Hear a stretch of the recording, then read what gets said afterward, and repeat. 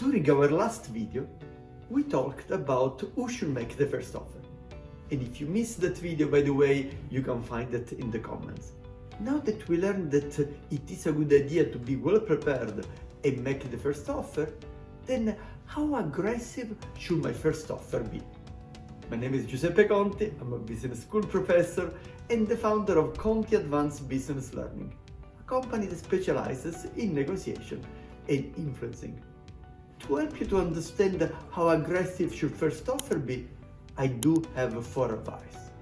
The first one, if you know the zone of possible agreement, if you know the reservation price of your counterpart, then your offer should be a bit more aggressive than their reservation price. So let's say that you're a buyer and that the price for this machine is somewhere in between 1.2 and 1.5 million dollars. Now, you want to make your first offer a bit more aggressive than their limits, so a bit lower than 1.2 million, or 1.1 million, or 1,150,000, so that it is aggressive but not too aggressive.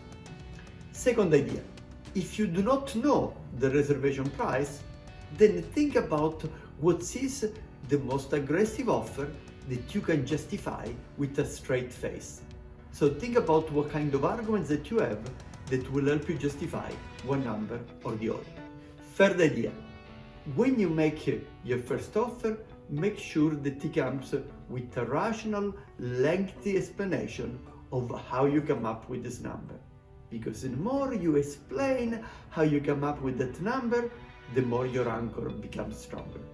Fourth idea, when you make your offer and you're not sure about how aggressive you want to make, take into account 2 dimensions, the culture and the relationship.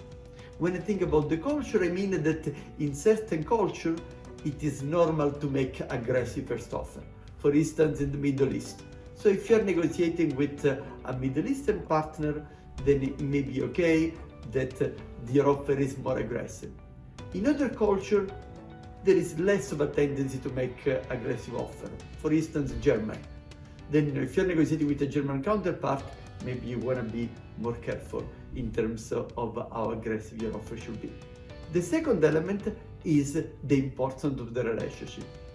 If you are in a transactional relationship, like buying a table at the flea market, then you can indeed make more aggressive offer.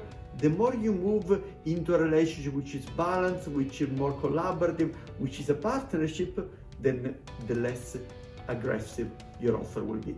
So here you have 4 advice that can help you to define how to make your first offer.